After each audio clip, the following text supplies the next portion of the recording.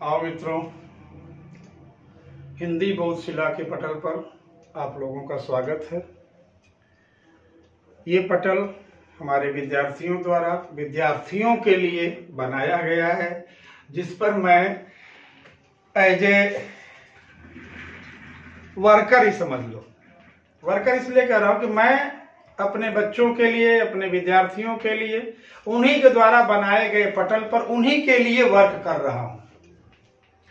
तो आज अपने इस क्लास में हम आप लोगों के साथ हिंदी भाषा के वर्णमाला में निहित, हिंदी भाषा के वर्णमाला में निहित वर्णों की उत्पत्ति, विषय क्या है? वर्णों की उत्पत्ति। वर्णों की उत्पत्ति, इस विषय पर चर्चा करेंगे। वर्णों का भेद तो हम लोग किताबों में पढ़ लेते हैं। उच्चारण के आधार पर, उच्चारण स्थान के आधार पर, प्राण के आधार पर, घोष के आधार पर, बनावट के आधार पर, रचना के आधार पर, चरण के आधार पर, तमाम आधार बना करके हम लोग उसकी चर्चा अभी रनिंग क्लास में करेंगे। यहां सिर्फ वर्णों की उत्पत्ति, हिंदी भाषा के वर्णमाला में जितने वर्ण हैं उनकी उत्पत्ति कैसे हुई, कैसे प्रकट हुए, कैसे वो अपने अस्तित्व में आए, तो इस कंसेप्ट को क्लियर करने के लिए मैं आज इस टॉपिक पर आप लोगों से चर्चा कर रहा हूं। वर्णों की उत्पत्ति। उत्पत्ति के लिए मेरे मित्रों 3 आधार बनाए गए। वो 3 आधार कौन कौन से हैं?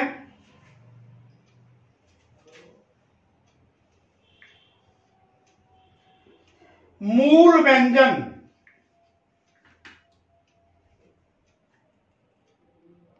मूल व्यंजन। दूसरा आधार है स्वरीय व्यंजन और तीसरा आधार है विसर्गीय व्यंजन।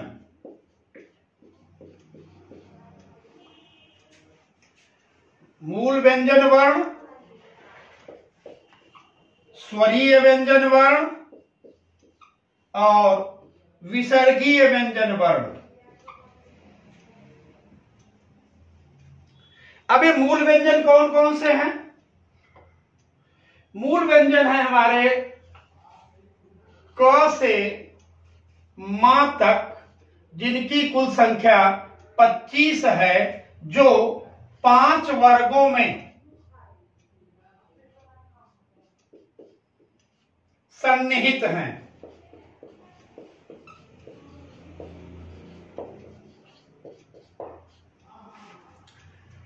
क से म तक कुल 25 वर्ण 5 वर्ग में सन्निहित हैं।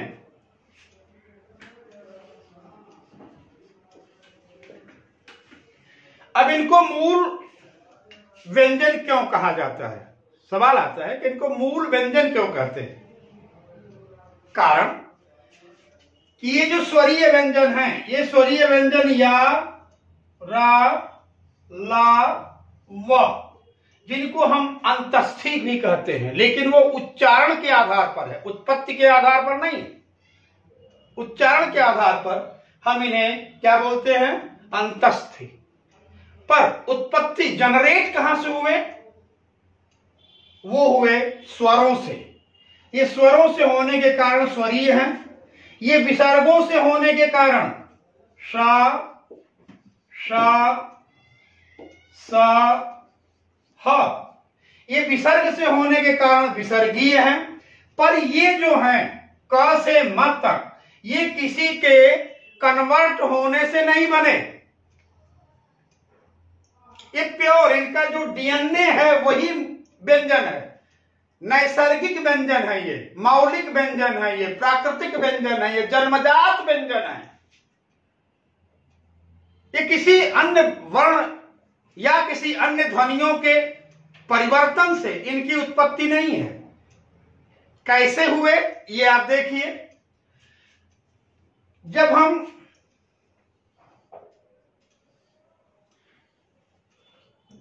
अपने स्वतंत्रिका में इनकी उत्पत्ति करना शुरू करते हैं तो पहला प्रयत्न करते हैं हम कंठ। कंठ प्रयत्न में देखिए कि अ से पहले क आएगा, अ से पहले क आएगा और वो क को अ मिलेगा तो दोनों साथ प्रकट होकर के वर्ण बनाएंगे। यानी ध्वनि क्या है? क, और वायु क्या है? अ। भाषा में जिस तरह से आप विज्ञान में देखते हैं कि जहां ध्वनि है निश्चित है कि वहां पर वायु है, यानी no air is no sound.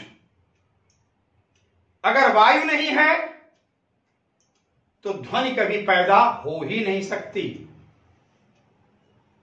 तो कंठ, कंठ से हमने शुरू किया तो क्या निकला इसमें से? का, खा, गा, घा, अंग जो नासिका में भी चला जाएगा। ठीक मित्रों, तो हम पहले मूल व्यंजन की ही अवधारणा को सिद्ध कर रहे हैं। अब आप अगर उच्चरित करेंगे क, अ बोलिए, अ,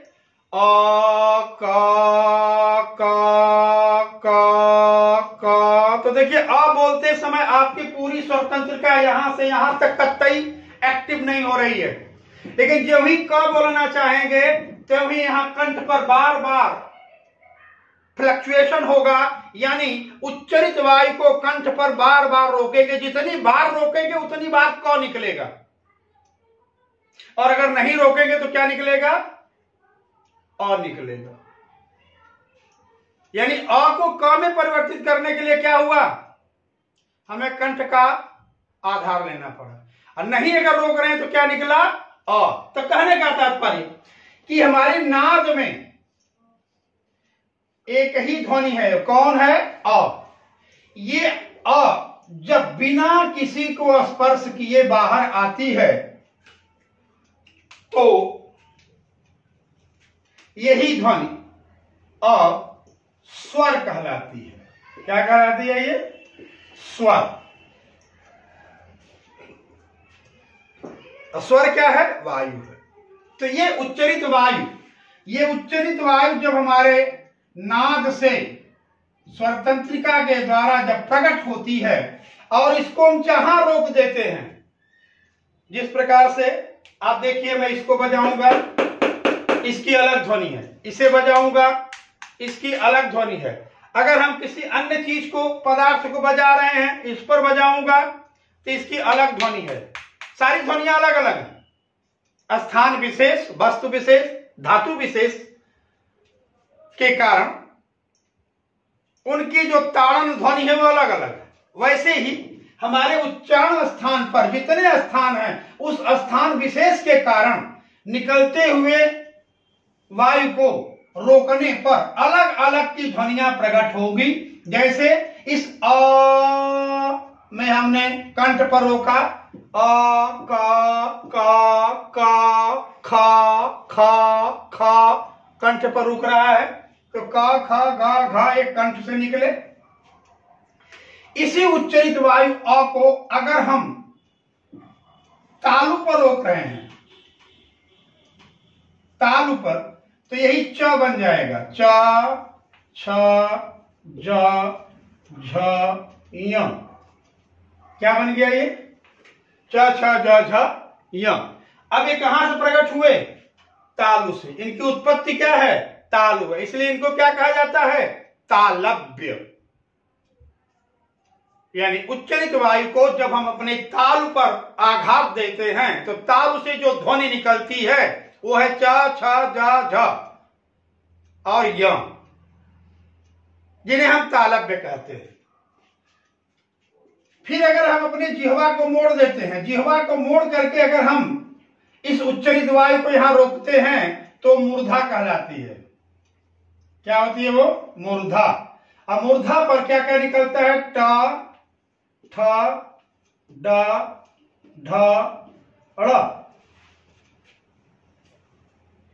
इसी तरह जब हम इस उच्चरित वायु को अपने दंत पर रोकते हैं, दंत, दांत पर रोकते हैं, तो यही उच्चरित वायु बन जाती है त, थ, द, ध, न।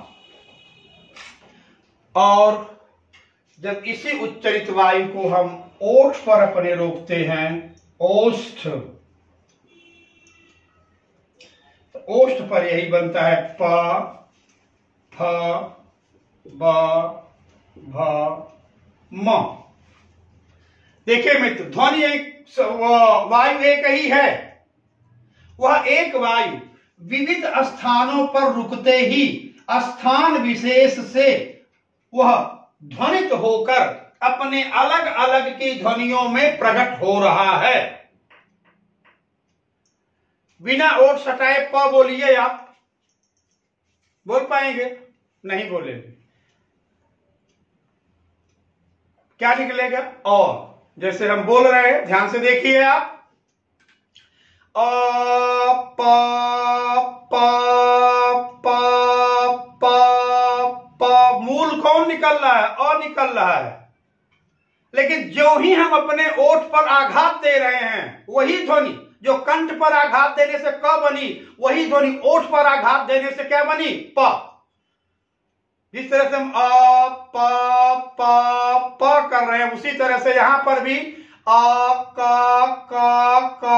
क हो रहा है। यानी अ की ध्वनि, अ की जो उच्चरित वायु है, स्थान विशेष पर यानी अलग अलग आने पर अलग अलग की ध्वनि प्रकट करती है। तो ये स्वयं प्रकट व्यंजन है। क्या है ये? ये स्वयं प्रकट व्यंजन है, अपने आप प्रकट होते हैं। इसलिए इनका क्या नाम पड़ा? मूल व्यंजन वर्ण। क्या है ये? मूल व्यंजन वर्ण। इनकी संख्या कुल कितनी है? 25 है। वर्ग कितने हैं? 5 हैं। वर्ग, क वर्ग, च वर्ग, ट वर्ग, त वर्ग, प वर्ग। यानी एक स्थान से उच्चरित होने वाले वर्णों को जब एक सीक्वेंस में, एक क्रम में, एक पादान में, एक श्रृंखला में रखा जाता है तो उनको वर्ग कहते हैं। तो कंठ से उच्चरित होने वाले सभी वर्णों को एक वर्ग में रखा गया। इस वर्ग का पहला अक्षर कौन है? क। इसलिए क्या कहलाएगा? ये क वर्ग। ये च वर्ग, ये ट वर्ग, ये त वर्ग, और ये प वर्ग कहलाएगा। ठीक मित्रों, अब ये मूल है, किसी से कन्वर्ट होकर के नहीं आए हैं, इसलिए इनको क्या कहा गया? मूल व्यंजन। अब आइए दूसरा व्यंजन हम आते हैं, जिसको कहते हैं स्वरीय व्यंजन। इसको मिटा रहा हूं मित्रों, ध्यान दीजिएगा।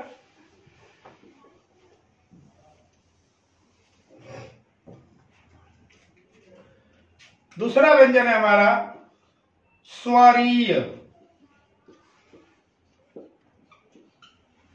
स्वरीय व्यंजन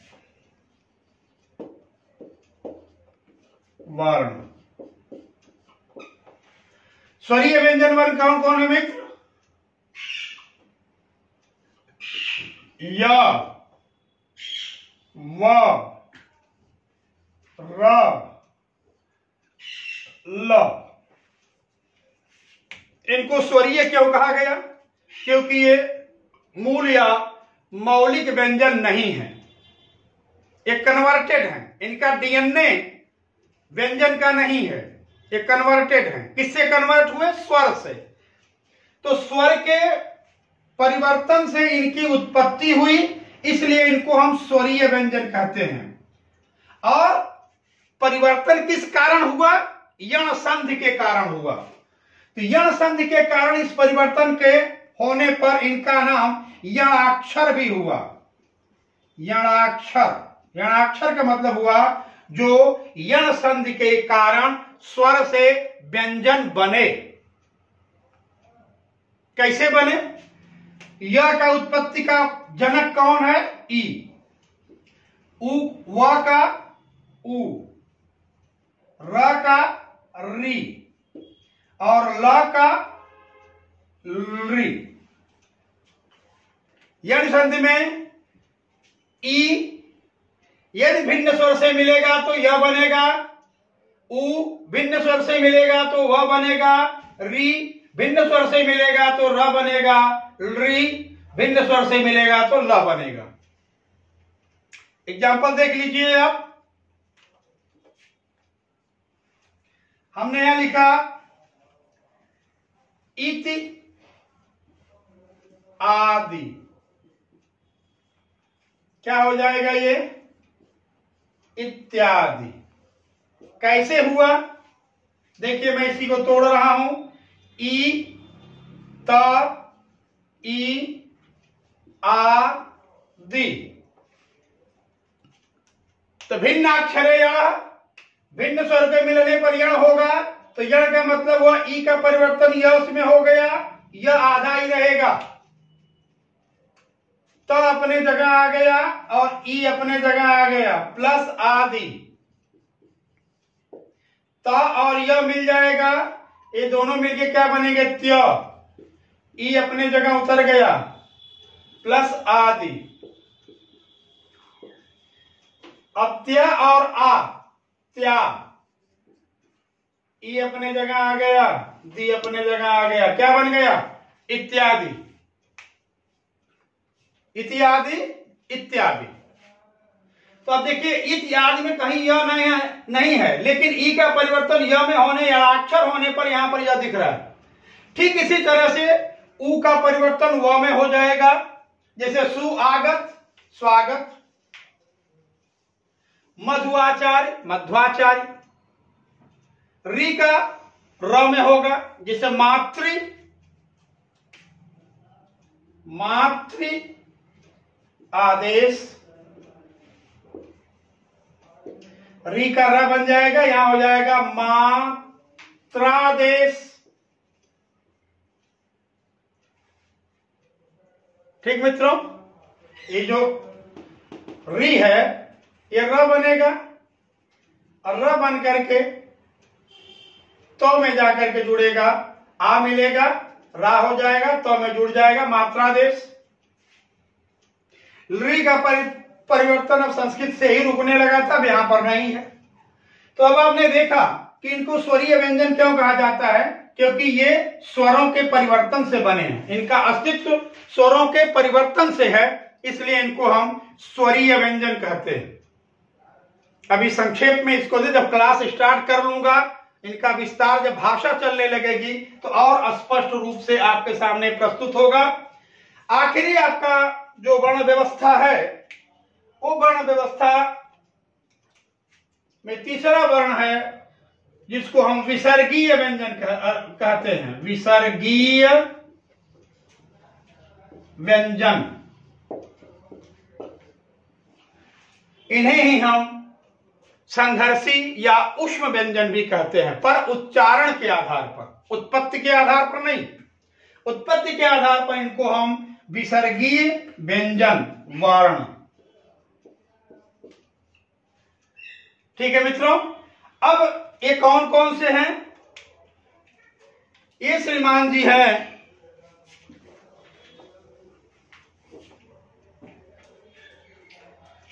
ये श्रीमान जी हैं श,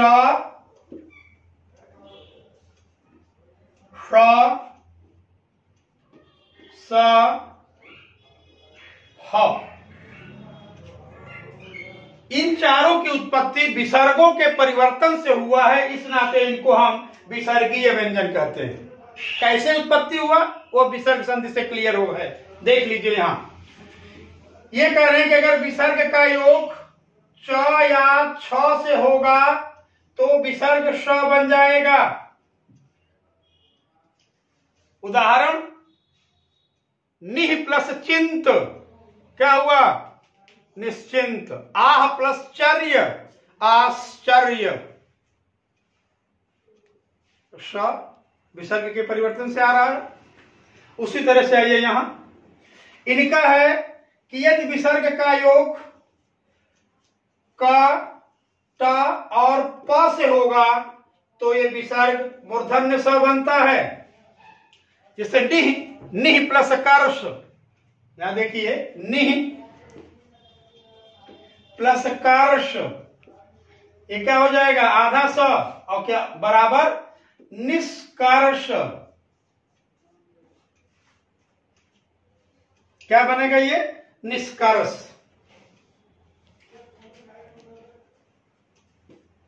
निष्कर्ष स बना। इसी तरह से यहां पर लिख देता हूं, देखिए न प्लस ट, क्या बन गया ये नष्ट। आइए पा को देखो, वाह प्लस प, क्या हो गया वाष्प, स बना, यहां पर भी स बना। अब इसी तरह से इनको देखिए, ये कह रहे हैं कि अगर विसर्ग को त या थ से मिलाया जाएगा तो विसर्ग दंत स बनेगा, त या थ से विसर्ग मिलेगा तो दंत स बनेगा। कैसे? नमः प्लस ते बराबर क्या होगा नमस्ते, विसर्ग देखिए स बना। वाह प्रह प्रस्तुत, क्या बनेगा प्रस्तुत, प्रहतावना प्रस्तावना आदि। अब देखिए ह क्या है, ये विसर्ग का द्वितीय योग, यानी विसर्ग प्लस विसर्ग बराबर ह। विसर्ग अर्धमात्रिक है, उस अर्धमात्रिक में जब हम पूर्ण मात्रिक करते हैं तो वही विसर्ग का दीर्घ रूप क्या बन जाता है ह बन जाता है। तो मित्रों आपके सामने वर्णों की उत्पत्ति, ये जो आपके 33 व्यंजन वर्ण हैं, व्यंजन वर्ण की जो 33 व्यंजन वर्णों की उत्पत्ति आपके सामने किससे हुई? मूल व्यंजन 25, ये मूल व्यंजन है, किसी से कन्वर्टेड नहीं है। स्वरीय व्यंजन, ये स्वरीय व्यंजन है आपके 4 यार अलावा, और विसर्गीय व्यंजन जो विसर्ग के परिवर्तन से हुए वो हैं 4, तो 25 प्लस 4 प्लस 4 बराबर 33। ये 33 व्यंजनों की उत्पत्ति किससे हुई है?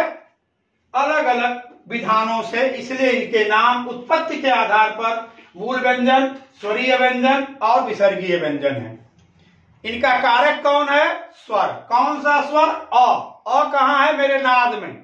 नाद से जब प्रकट होता है तो वह उसकी जितनी गतियां बनती जाती हैं उसी के आधार पर इन 25 वर्णों की उत्पत्ति होती है।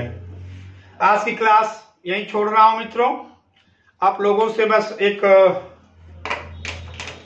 निवेदन करूंगा कि मेरी क्लास में तकनीकी पूर्ण और विषयगत यदि कहीं कोई त्रुटि दिख रही हो तो चूं आप लोगों के ही लिए इस क्लास का आयोजन हो रहा है तो निर्द्वंद होकर के निश्चिंत भाव से बेहिचक बेखटक आप हमें इंगित करें। हम उसमें जितना भी होगा हम मॉडिफाई करेंगे, सुधार करेंगे और इस संस्था को, आपकी संस्था है, इसे आपके अनुसार बनाने में हम पुरजोर अपनी ताकत लगा देंगे।